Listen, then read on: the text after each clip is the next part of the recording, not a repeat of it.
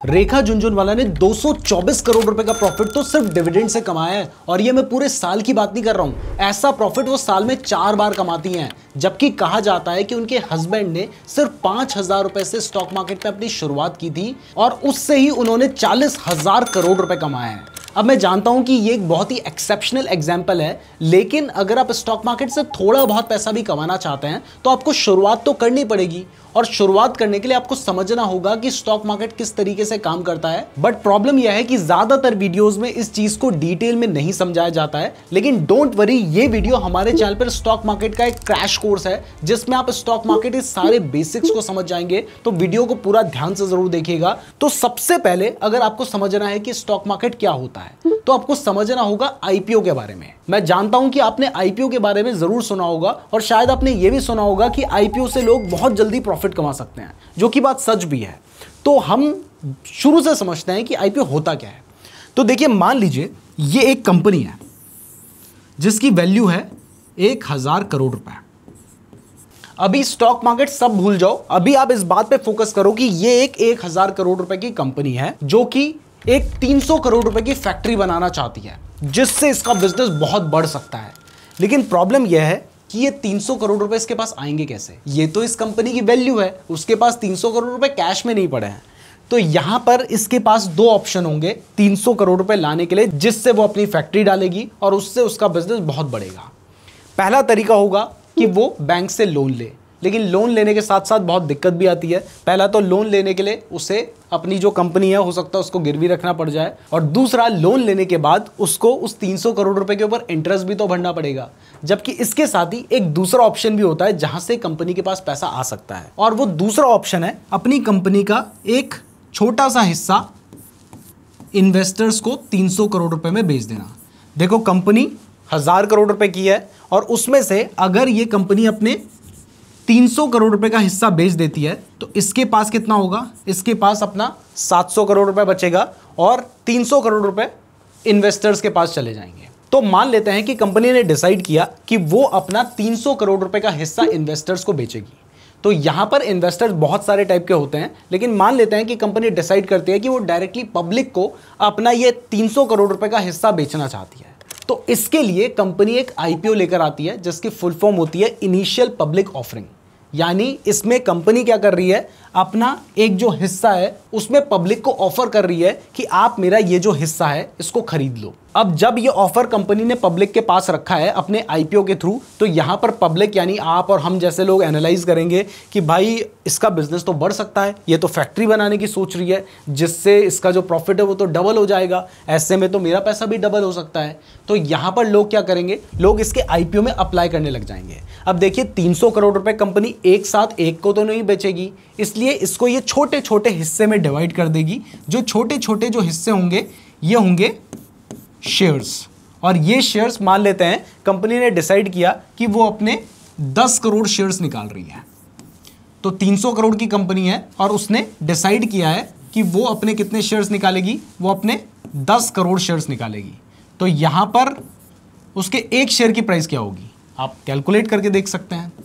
300 crore company की value है, 10 crore shares हैं, तो करोड़ से करोड़ कट गया, एक से एक कट गया, यानी उसके एक शेयर की जो प्राइस होगी वो होगी 30 रुपीज। और ऐसे 30 रुपीज वाले कितने शेयर्स होंगे? 10 करोड़ शेयर्स जो कि वो मार्केट में निकालेगी। तो बेसिकली कंपनीज आईपीओ में क्या करती हैं, अपना एक हिस्सा बेच रही होती हैं जो कि वो शेयर्स की फॉर्म में बेचती हैं, और उसके लिए वो नंबर ऑफ शेयर्स में उसको डिवाइड कर देती है अपने उस बड़े से हिस्से को। क्योंकि अगर वो ऐसा नहीं करेगी तो फिर कोई भी 300 करोड़ रुपए कहां से देगा, जबकि उसकी प्राइस कंपनी ने 10 करोड़ शेयर्स निकालकर 30 रुपए कर दिया है। तो ऐसे में हर कोई उस कंपनी में इन्वेस्ट कर पाएगा। बट अब ये जो शेयर होता है, ये एक शेयर आप नहीं खरीद सकते हैं आईपीओ में, बाद में आप एक खरीदो, दो खरीदो। यहां पर जनरली ये लॉट की फॉर्म में होता है। तो इस केस में हो सकता है कंपनी 500 शेयर्स का एक लॉट बनाएगी। तो अगर आपको इस कंपनी का एक लॉट बाय करना है तो यहां पर 500 मल्टीप्लाई विद 30 आपको 15,000 रुपए देने होंगे। तो आप एक लॉट के लिए अप्लाई करेंगे, आपके पास 500 शेयर्स आ जाएंगे 30 रुपए वाले। और ऐसे दूसरा व्यक्ति कोई 4 लॉट के लिए अप्लाई कर रहा है, कोई 10 लॉट के लिए अप्लाई कर रहा है, कोई 50 लॉट के लिए अप्लाई कर रहा है, और ऐसे मिलके इसका जो 300 करोड़ रुपए का हिस्सा है वो आराम से बिक भी जाएगा। लोग भी थोड़ा थोड़ा हिस्सा खरीद लेंगे, जिससे अगर कंपनी अब बड़ी होती है, कंपनी का प्रॉफिट बढ़ता है, तो उसका ये जो छोटा सा हिस्सा है 300 करोड़ रुपए का, ये भी बड़ा होगा, जिससे ये जो 30 रुपए वाला शेयर है ये महंगा हो जाएगा और हमें प्रॉफिट हो जाएगा। तो आपको बेसिक चीज समझ आ गई है कि आईपीओ में कंपनी क्या करती है, वो अपने हिस्से को छोटे छोटे शेयर्स की फॉर्म में इन्वेस्टर्स को सेल करती है। तो अगर आपको ये चीज क्लियर हो गई है तो अब आपके लिए स्टॉक मार्केट समझना ना बहुत आसान हो गया है। अब आपको आसानी से समझ आ जाएगा कि स्टॉक मार्केट क्या होता है। तो मान लेते हैं कि मिस्टर ए है, जिन्होंने वो जो 1000 करोड़ रुपए वाली कंपनी थे उसके 2 लॉट खरीद लिए हैं। 2 लॉट बोले तो उसके एक शेयर की प्राइस मैंने आपको बताई है 30 है। एक लॉट में कंपनी ने 500 शेयर रखे हैं। तो यहां पर उन्होंने कितने लॉट ले रखे हैं, 2 लॉट ले रखे हैं। तो उसने टोटल इन्वेस्टमेंट कितनी कर रखी है, 30,000 रुपए की कर रखी है। यानी उस 300 करोड़ रुपए के हिस्से में से उसने 30,000 रुपए इन्वेस्ट कर रखे हैं। तो अब उनके पास उस कंपनी के 1000 शेयर्स होंगे, जिसकी वैल्यू जब उन्होंने खरीदा था तो 30,000 रुपए दिए थे। तो अब खरीदने के बाद क्या होता है कि उनको अचानक से पैसों की जरूरत पड़ जाती है। तो अब अगर वो इन शेयर्स को बेचना चाहते हैं तो वो कंपनी के पास जाएंगे, तो कंपनी बोलेगी कि भाई हमने आपसे जो पैसा लिया था वो तो हमने फैक्ट्री में लगा दिया है, हम तो दे नहीं सकते। यानी कंपनी तो वापस से इस हिस्से को नहीं खरीद रही है। तो ऐसे में हो सकता है एक दूसरा व्यक्ति जिसको लगता है कि यार ये कंपनी तो बड़ी होने वाली है, इसकी प्राइस तो 100 रुपए जाएगी, उसने 30 रुपए में खरीदा है। तो अब वो इस कंपनी के शेयर्स को खरीदना चाहता है, और ये जिन्हें 2 लॉट मिले थे ये इस कंपनी के शेयर्स को बेचना चाहते हैं। लेकिन ऐसे में इन्हें पता ही नहीं है कि कौन बेच रहा है, इन्हें पता ही नहीं है कि किसको बेचना है। ये एक बहुत बड़ी दिक्कत लोग फेस कर रहे थे, और इसी के लिए बनाया गया स्टॉक मार्केट, जहां पर आप और हम जैसे इन्वेस्टर्स एक दूसरे से मिलते हैं और एक दूसरे को आपस में तीसरी कंपनी के शेयर्स बेचते हैं। तो ऐसे में क्या होगा कि मिस्टर ए जो अपने 2 लॉट बेचना चाहते हैं वो मिस्टर बी को मिल जाएंगे। कहां पे मिलेंगे, स्टॉक मार्केट में मिलेंगे। ये स्टॉक मार्केट होता क्या है थोड़ा सा आगे बताऊंगा। और वहां पे ये अपने 2 जो लॉट हैं उसकी वैल्यू हो सकता है, एक लॉट की वैल्यू जो शेयर की प्राइस है वो 30 से बढ़ के 40 रुपए हो गई है। उनके पास 1000 शेयर हैं, तो अब उनकी जो 30,000 रुपए है उसकी वैल्यू कितनी होगी 40,000 रुपए हो गई होगी। ये जो मिस्टर बी हैं इनको तो लगता है कि भाई प्राइस जो है वो 100 रुपए जाएगी, 40,000 का 1 लाख हो जाएगा। तो ये मिस्टर ए को 40,000 रुपए दे देंगे और उनसे वो जो 1000 शेयर्स हैं वो खरीद लेंगे 40 रुपए की वैल्यू में। तो इन्होंने आपको इन्वेस्टमेंट कितनी कर दी है, 40,000 रुपीज़ की इन्वेस्टमेंट कर दी है। अब कुछ दिनों बाद हो सकता है इसकी प्राइस चली जाती है 40 रुपए की 60 रुपए चली जाती है। कंपनी अच्छा परफॉर्म कर रही है, उसके अच्छे रिजल्ट्स आ रहे हैं, तो मिस्टर बी का जो पैसा है वो 60,000 रुपए हो जाता है और उनको भी अब पैसे की जरूरत पड़ जाती है। तो अब वो क्या कर सकते हैं, कोई तीसरा व्यक्ति होगा जिसको लग रहा है कि भाई प्राइस तो 100 रुपए जाने वाली है, तो वो उस शेयर को खरीदना चाहता है। तो वो क्या करेंगे, वो अपने जो शेयर हैं वो किसी तीसरे व्यक्ति सी को बेच देंगे। यानी स्टॉक मार्केट में हम एक दूसरे को शेयर बेचते हैं, ए बी को बेचेगा, बी सी को बेचेगा, सी डी को बेचेगा, डी ई को बेचेगा, ई एफ को बेचेगा, फिर किसी और को बेचेंगे, फिर किसी और को बेचेंगे। यानी स्टॉक मार्केट में अगर आप किसी ए बी सी नाम की कंपनी का शेयर खरीद रहे हैं तो आप उस ए बी सी कंपनी से शेयर नहीं खरीद रहे हैं, आप उस ए बी सी कंपनी को शेयर नहीं बेच रहे हैं, आप किसी दूसरे व्यक्ति से उस तीसरी ए बी सी कंपनी का शेयर खरीदते और बेचते हैं। तो ये बेसिकली सिंपल सी चीज है। तो अब आपको पता चल गया है कि स्टॉक मार्केट में होता क्या है। तो अब चलिए समझते हैं कि स्टॉक मार्केट है क्या चीज। यहां पर शेयर खरीदे और बेचे तो जा रहे हैं, तो यानी ये एक तरह से जो सब्जी मार्केट होता है जहां पर सब्जी खरीदी और बेची जाती है, ये स्टॉक मार्केट है जहां पर स्टॉक्स खरीदे और बेचे जाते हैं। लेकिन इसको मैनेज कौन करता है, तो इसके लिए 2 एक्सचेंज बनाए गए हैं, एक है NSE और दूसरा है BSE।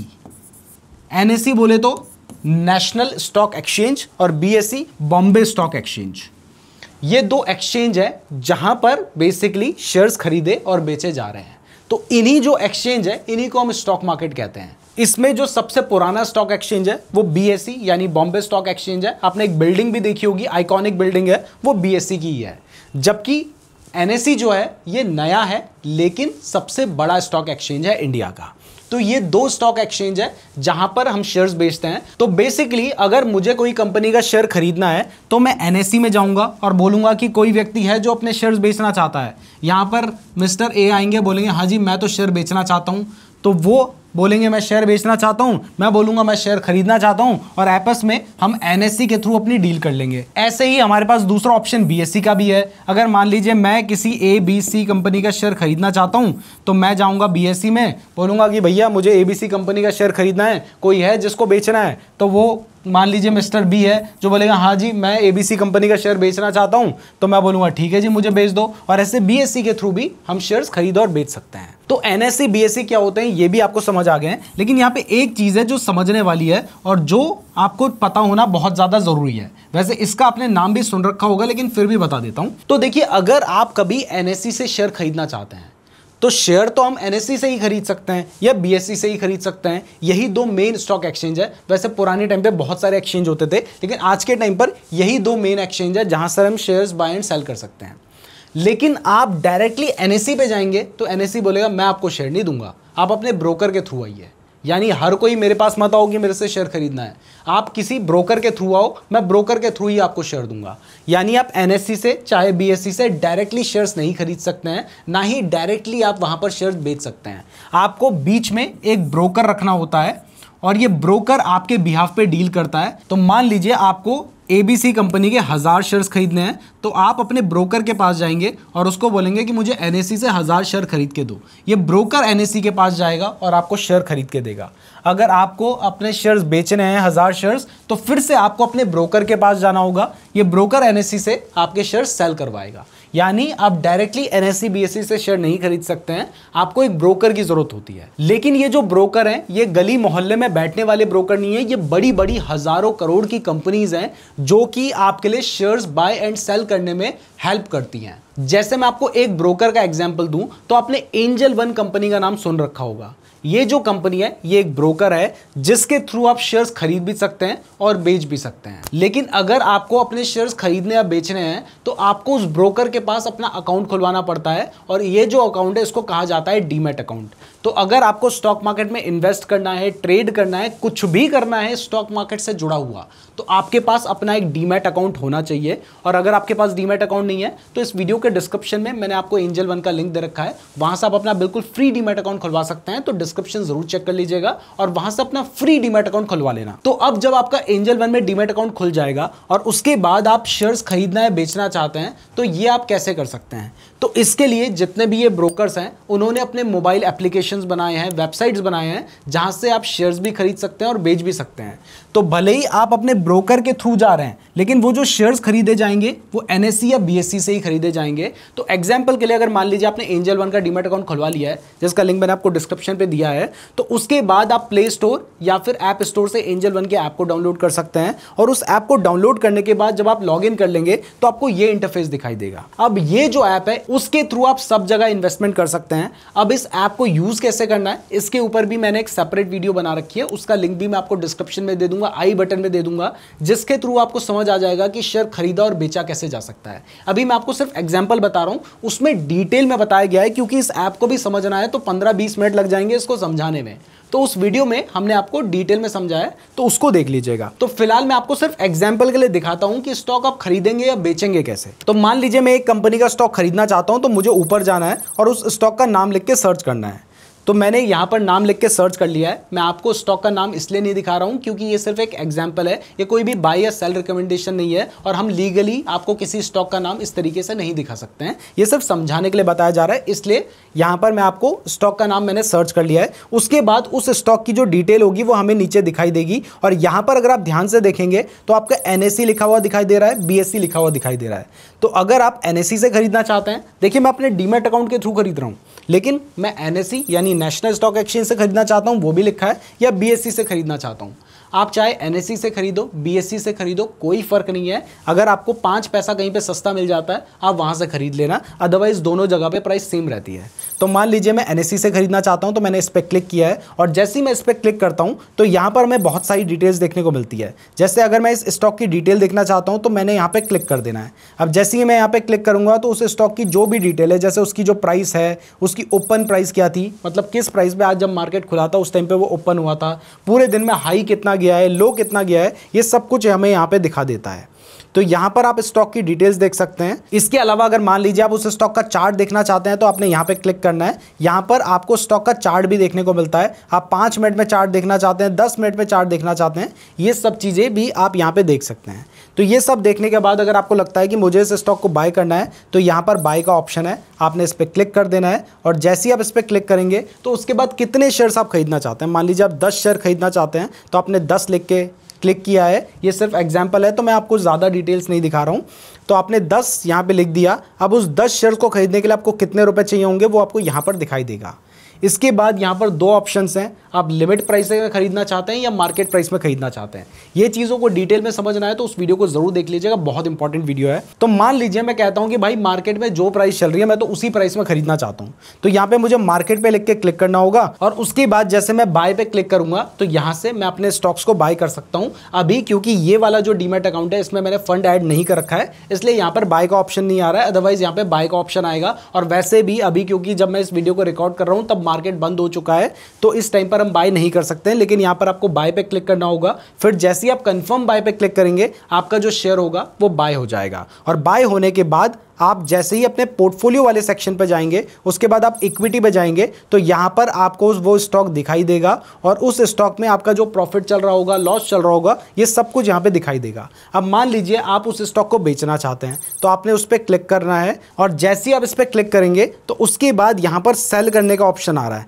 आपने इस पर क्लिक कर देना है। और देखिए जितने भी शेयर्स मेरे पास है अगर मैं ये बेचना चाहता हूं तो यहां पर ये क्वांटिटी दिखाई दे रही है, मैं उस पर क्लिक कर सकता हूं। जैसे मान लीजिए मैं अपने इस कंपनी के सारे शेयर्स बेचना चाहता हूं तो मैंने 774 लिख दिया और मैं यहां पर सेल पे जैसे ही क्लिक करूंगा, प्लेस सेल ऑर्डर, उसके बाद जैसे ही कंफर्म पे क्लिक करूंगा तो ये जो स्टॉक होगा ये सेल हो जाएगा। तो इस तरीके से हम शेयर्स को बाय कर सकते हैं, सेल कर सकते हैं। और अपने डीमैट अकाउंट के थ्रू ही यहां पर आपको म्यूचुअल फंड में इन्वेस्ट करने का भी ऑप्शन आता है। आप अगर ट्रेडिंग करना चाहते हैं तो वो सब भी आप यहां से कर सकते हैं, लेकिन उसके लिए हमने अलग अलग वीडियोस बनाई हैं और इस ऐप को कैसे यूज करना है उसके लिए वीडियो मैंने आपको डिस्क्रिप्शन पे दी है, तो वहां से आप शेयर्स को बाय एंड सेल करना सीख जाएंगे। तो अभी तक मैंने आपको क्या क्या बता दिया है, मैंने आपको सबसे पहले बताया आईपीओ के बारे में, उसके बाद मैंने आपको बताया स्टॉक मार्केट में क्या होता है, बेसिक चीज़ें बताई। साथ ही साथ मैंने आपको क्या बताया, यहाँ पे मैंने आपको तीसरी जो चीज़ बताई थी वो बताया था एनएससी और बीएससी के बारे में, यानी जो हमारे स्टॉक एक्सचेंज होते हैं उनके बारे में बताया। फिर मैंने आपको डीमैट अकाउंट क्या होता है और मैंने इसके साथ ही आपको शेयर बाय एंड सेल कैसे करना है वो भी बता दिया है। तो ये बेसिक चीज़ें आपको अभी पता चल चुकी हैं, लेकिन अब कुछ इंपॉर्टेंट चीज़ें भी आपको पता होनी चाहिए। आपको ये बेसिक चीज़ें पता चल गई, आप शेयर खरीद बेच सकते हैं, लेकिन कौन सा शेयर खरीदना है, स्टॉक मार्केट अच्छा परफॉर्म कर रहा है, खराब परफॉर्म कर रहा है, ये हमें पता कैसे चलेगा, हम क्या चीज़ें देखेंगे, अब वो समझना ज़रूरी है। तो चलिए उसके ऊपर चलते हैं। तो नेक्स्ट आपने एक नाम सुना होगा निफ्टी का, या आपने सेंसेक्स का नाम सुना होगा। अगर आपने सुना है तो कमेंट करके बताना कि हाँ जी मैंने नाम सुन रखा है निफ्टी और सेंसेक्स का। तो ये निफ्टी क्या होता है और सेंसेक्स क्या होता है और ये किस काम आते हैं। तो देखिए निफ्टी और सेंसेक्स दोनों ही एक इंडेक्स हैं। आपकी अगर कोई बुक होगी, बुक के शुरू में इंडेक्स होता है जो बताता है कि उस बुक के अंदर क्या क्या है। तो ऐसे ही ये जो निफ्टी और सेंसेक्स हैं ये भी एक इंडेक्स हैं जिसके अंदर, बुक के अंदर क्या होते हैं, चैप्टर्स होते हैं, इस इंडेक्स के अंदर स्टॉक्स होते हैं। तो ये जो निफ्टी है इसको निफ्टी 50 भी बोलते हैं क्योंकि इसके अंदर स्टॉक मार्केट के जो टॉप 50 स्टॉक्स होते हैं वो आते हैं। और ऐसे ही ये जो सेंसेक्स है ये 30 स्टॉक्स का बना होता है और इसके अंदर 30 स्टॉक्स आते हैं। तो अगर आपने देखा कि आज सेंसेक्स बढ़ रहा है, आज निफ्टी बढ़ रहा है, आज सेंसेक्स गिर रहा है, निफ्टी गिर रहा है, ये आपने सुना होगा। तो अगर आपको कभी दिखाई देता है कि जो निफ्टी है ये बढ़ रहा है तो इसका मतलब यह है कि इसके अंदर ये जो 50 स्टॉक्स हैं, इन 50 स्टॉक्स की ओवरऑल जो प्राइस है वो बढ़ रही है, जिससे हम ये अंदाजा लगाते हैं कि ओवरऑल जो स्टॉक मार्केट है वो बढ़ रहा है। अगर कभी आपको सुनाई देता है निफ्टी गिर रहा है तो इसका मतलब ये नहीं है कि निफ्टी के अंदर जो 50 स्टॉक्स हैं वो सारे गिर रहे हैं, लेकिन ओवरऑल जो 50 स्टॉक्स को अगर हम जोड़ के देखें तो वो गिर रहा है, जिससे हम ये अंदाजा लगाते हैं कि आज मार्केट गिर रहा है। तो निफ्टी एक इंडेक्स है जिससे हमें मार्केट के बारे में पता चलता है। और ये जो निफ्टी है, मैंने आपको एनएससी के बारे में बताया था, एनएससी एक स्टॉक एक्सचेंज है, तो उसका ही एक इंडेक्स है निफ्टी। यानी निफ्टी एनएससी का है और बीएसई का है सेंसेक्स। तो ये जो निफ्टी है ये एनएससी का इंडेक्स है, सेंसेक्स बीएससी का इंडेक्स है। तो अगर सेंसेक्स बढ़ रहा है तो उसके जो टॉप 30 स्टॉक्स हैं वो बढ़ रहे हैं। अगर सेंसेक्स गिर रहा है तो उसके जो टॉप 30 स्टॉक्स हैं, एवरेज बात कर रहा हूं, वो गिर रहे हैं। तो निफ्टी और सेंसेक्स इस तरीके से काम करते हैं। यहां पर मैं आपको थोड़ा सा दिखा भी देता हूं कि निफ्टी और सेंसेक्स को आप चेक कैसे कर सकते हैं, क्योंकि भाई बता तो दिया, लेकिन जब तक आप खुद से चीजें देख नहीं पाओगे तो आप प्रैक्टिकली उस काम को करोगे कैसे। और मैं इतनी मेहनत कर रहा हूं तो यार कम से कम इस वीडियो को लाइक और चैनल को सब्सक्राइब जरूर कर दीजिएगा। और हाँ, अगर आप चाहते हो कि मैं इस कोर्स को कंटिन्यू करूं, क्योंकि ये एक जो कोर्स है इसमें मैं बेसिक कवर कर रहा हूं, आगे मैं स्टॉक सिलेक्शन भी बताना चाहता हूं, बहुत कुछ बताना चाहता हूं। तो अगर आप चाहते हो कि मैं ये सब कुछ डिटेल में बताऊं तो इसके लिए पार्ट 2 लिख के कमेंट कर दीजिएगा। अगर आप लोग के अच्छे खासे कमेंट आएंगे तो हम इसका नेक्स्ट पार्ट भी अपलोड करेंगे। मैं पूरा डिटेल में सिखाना चाहता हूं, बट कमेंट जरूर कीजिएगा, क्योंकि अगर इसमें खास रिस्पांस नहीं आता तो फिर उतनी मेहनत करने का ना फायदा नहीं है। तो वीडियो को लाइक और साथ ही साथ कमेंट और चैनल को सब्सक्राइब जरूर कर देना। तो यहां पर देखिए, वैसे मैंने जो इसका एडवांस चार्ट खोल रखा है वो निफ्टी का ही चार्ट खुला हुआ है और ये इसका एडवांस चार्ट है। अगर मैं आपको शुरू में दिखा दूंगा तो आपको बड़ा डर सा लग जाएगा, लेकिन बेसिक चीजें यहीं पर बता देता हूं, ओवरऑल दिखाऊंगा। अगर यहां पे ग्रीन कैंडल बन रही है तो मार्केट बढ़ रहा है, अगर रेड कैंडल बन रही है तो मार्केट गिर रहा है। और यहां पर मैंने 5 मिनट का चार्ट खोल रखा है। अगर मैं पूरे दिन का चार्ट देखना चाहता हूं तो मुझे यहां पर 1 डे सेलेक्ट करना है। अब जब मैं 1 डे सेलेक्ट करता हूं तो आज के दिन में जो निफ्टी था वो बड़ा था घटा था, ये हमें दिखाई देगा। तो आज आपको दिखाई दे रहा है कि निफ्टी ग्रीन कलर की कैंडल बनी है, मतलब बड़ा था। इससे पहले दिन में निफ्टी गिरा था। तो अगर आप बेसिक देखना चाहते हो, शुरुआत के हिसाब से सीख रहे हो क्योंकि आप, तो यहां पर आपने सिंपल लिखना है निफ्टी। आप निफ्टी लिख के गूगल में सर्च मार दो और जैसे आप सर्च मारोगे आपको दिखाई देगा यहां पर निफ्टी खुल गया है और दिखाई दे रहा है कि निफ्टी की जो ओवरऑल वैल्यू है वो अभी चल रहा है 24,339 का। और यहां पर आज ये कितना बड़ा है, 0.65% बड़ा है, यानी आज मार्केट बड़ा है, जो आपने सुना होगा। ऐसे ही अगर आप सेंसेक्स को देखना चाहते हो तो यहां पर आप लिख के सर्च कर सकते हो गूगल में जाके सेंसेक्स। अब अगर आप सेंसेक्स लिख के सर्च करते हो तो आप देख सकते हो कि आज सेंसेक्स कितने पॉइंट बढ़ा है, 602 पॉइंट बढ़ा है और अभी ये 80,000 पर पहुंच चुका है। तो यहां से हमें पता चल रहा है कि जो बीएससी का इंडेक्स है सेंसेक्स, आपको दिखाई दे रहा है बीएससी सेंसेक्स भी लिखा है, वो बढ़ रहा है। इसका मतलब आज मार्केट बढ़ा है।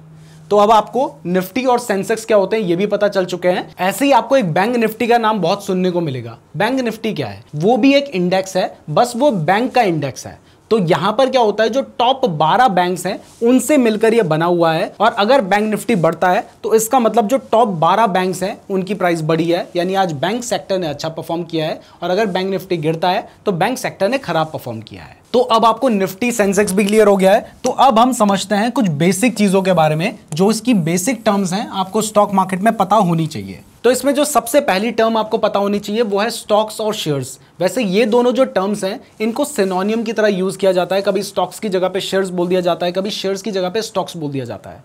लेकिन इन जनरल अगर मैं आपसे कभी कहता हूं कि मेरे पास 4 स्टॉक्स हैं तो इसका मतलब मेरे पास 4 अलग अलग कंपनी के शेयर्स हैं।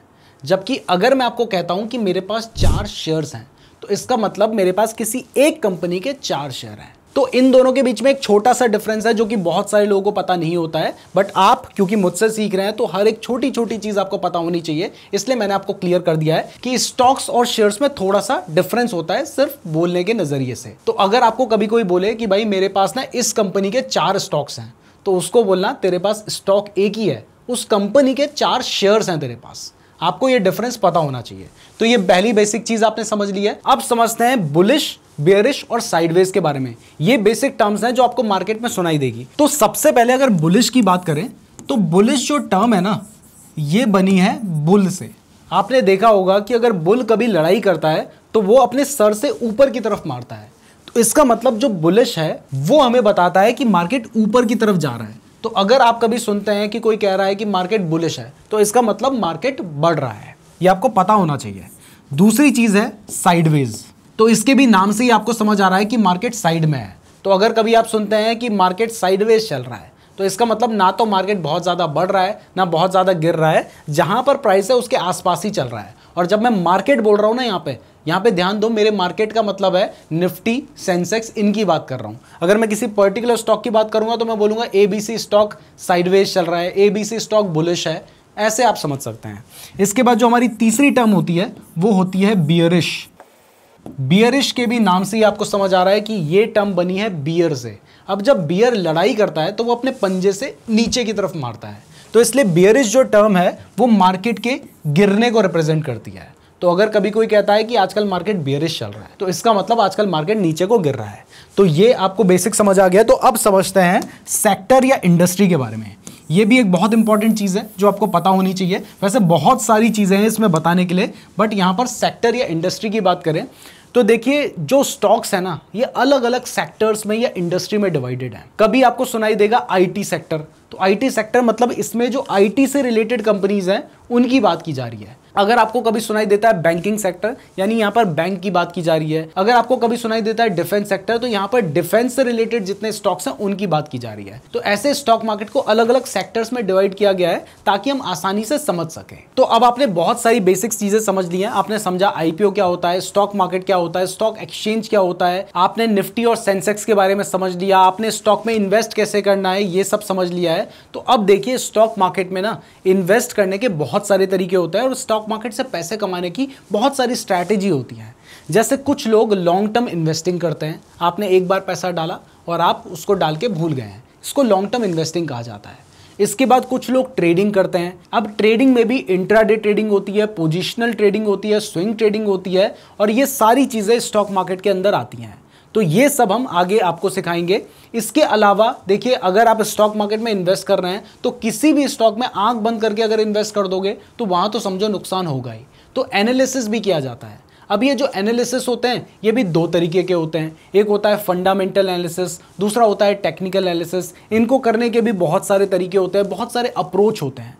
तो ये सारी चीज़ें अभी आपको सीखनी बाकी हैं, जो कि हम अपने नेक्स्ट वीडियो में सिखाएंगे। उसके लिए बस आप कमेंट कीजिए। अगर आप लोगों के अच्छे खासे कमेंट आएंगे तो हमारा जो नेक्स्ट लेक्चर है वो भी हम जल्दी अपलोड करेंगे। तो कमेंट जरूर कीजिएगा। वीडियो पसंद आई है तो वीडियो को लाइक और चैनल को सब्सक्राइब जरूर कर देना। फ्री डीमैट अकाउंट का लिंक डिस्क्रिप्शन पे दिया गया है, और अगर आप डीमैट अकाउंट खुलवाना चाहते हैं तो आप ये वाली वीडियो देख सकते हैं। धन्यवाद।